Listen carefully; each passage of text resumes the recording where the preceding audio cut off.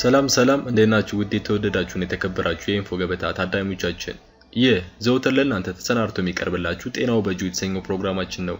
ለዛሬ በሰውነት መገጣጠሚያዎች አካባቢ የሚከሰት ጥቁር ምልክት ለማስወገድ የሚረዱ የቤት ውስጥ መፍትሄዎችን እንመለከታለን። አብራችሁ እንድትቆዩ የአክብሮት ግብዣችን ነው። እነዚህ በአንገት፣ በብብት፣ በክርና በጉልበት የሚታዩና ለእይታ ደስ የማይሉ የጥቁር ምልክቶችን በአብዛኛው የህብረተሰብ ክፍል ላይ ይስተዋላሉ።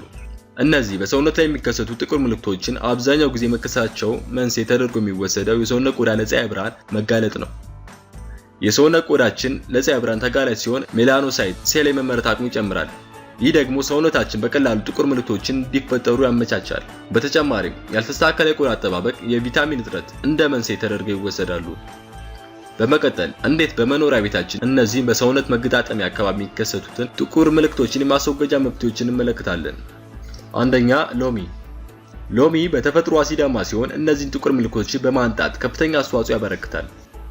አዘገጃጀት፣ አንድ የሎሚ ጭማቂ ያለ ውሃ በመጠቀም የተጎዳው አካባቢ መቀባት፣ ለ20 ደቂቃ ያክል ማቆየት። አሊያም ደግሞ የሎሚን ጭማቂ ከአንድ የሾርባ ማንኪያ ንጹህ ማር ጋር ቀላቅሎ በመቀባት ለ20 ደቂቃ ቆይቶ በንጹህ ውሃ መታጠብ። ይህንንም በቀን 2 ለ2 ወራት ያህል በመሞከር ለውጥ መመልከት እንችላለን። ሁለተኛ፣ ፓፓያ በውስጡ ኢንዛይሞችን ይዟል።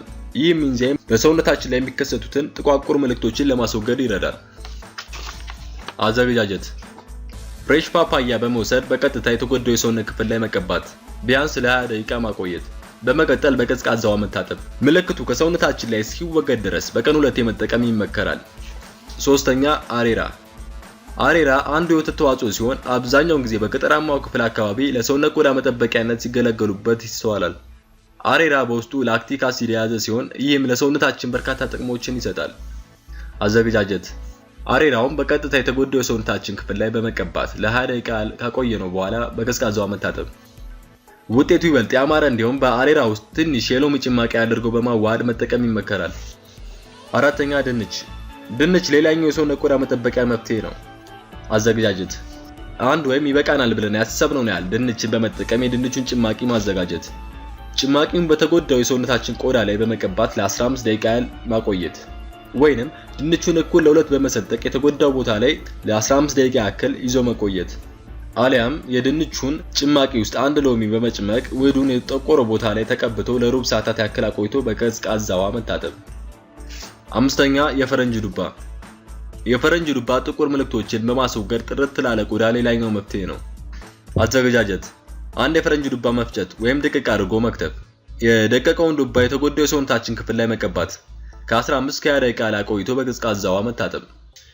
ውድ የኢንፎ ገበታ ታዳሚዎቻችን፣ ለዛሬ ያስኩላችሁ ፕሮግራም ይህንን ይመስል ነበር።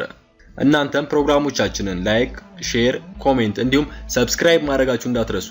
በሌላ ቀን በሌላ ፕሮግራም እስከምንገናኝ ሰላም፣ ፍቅር፣ ጤና ሁሌም ከእናንተ ጋር እንዲሆኑ የምንጊዜ ምኞታችን ነው። ቸር ሰንብቱልኝ።